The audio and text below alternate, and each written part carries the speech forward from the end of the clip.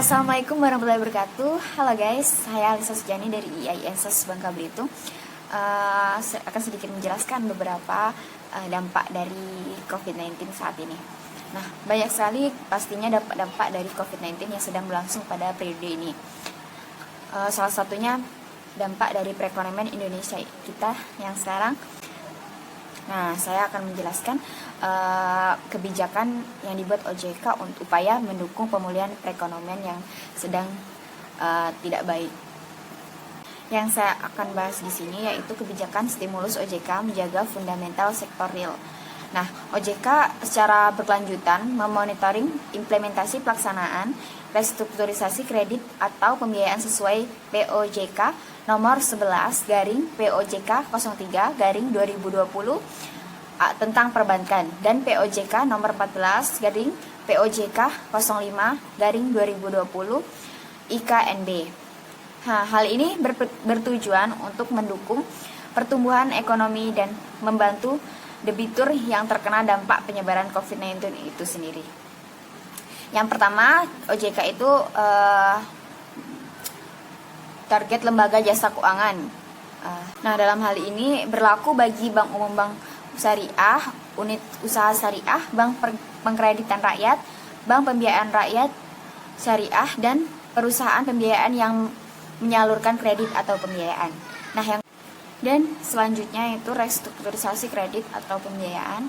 Dalam hal ini restrukturisasi kredit atau pembiayaan pada debitur terdampak ditetapkan lancar sejak restrukturisasi hingga 31 Maret 2021 dan dijalankan tanpa melihat batasan plafon dan jenis kredit atau pembiayaan itu sendiri. Dan ada juga target debitur.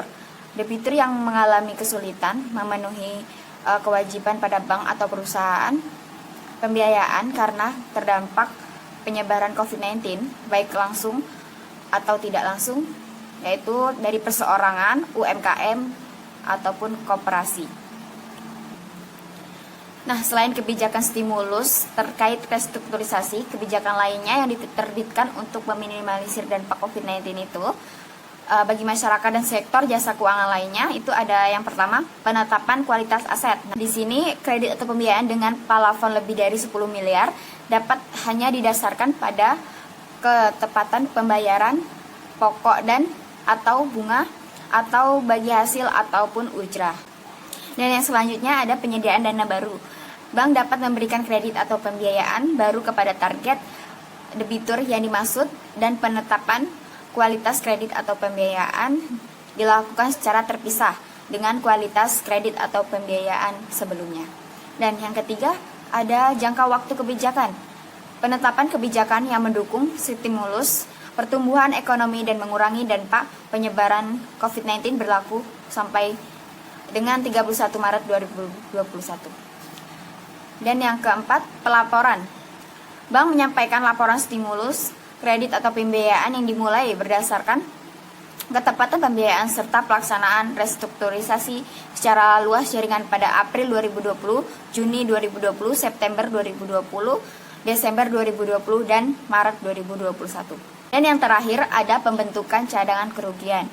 Bersama DSAK IAI menetapkan pemanfaatan restrukturisasi COVID-19 tidak sebagai pemburukan kualitas kredit dalam pembentukan cadangan kerugian penurunan nilai atau CKPN aset keuangan PSAK 71 sehingga tidak perlu ada tambahan CKPN.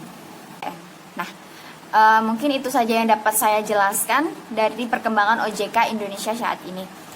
Kurang lebihnya saya mohon maaf, kepada Allah saya mohon ampun. Wassalamualaikum warahmatullahi wabarakatuh. Semoga bermanfaat untuk kita semua.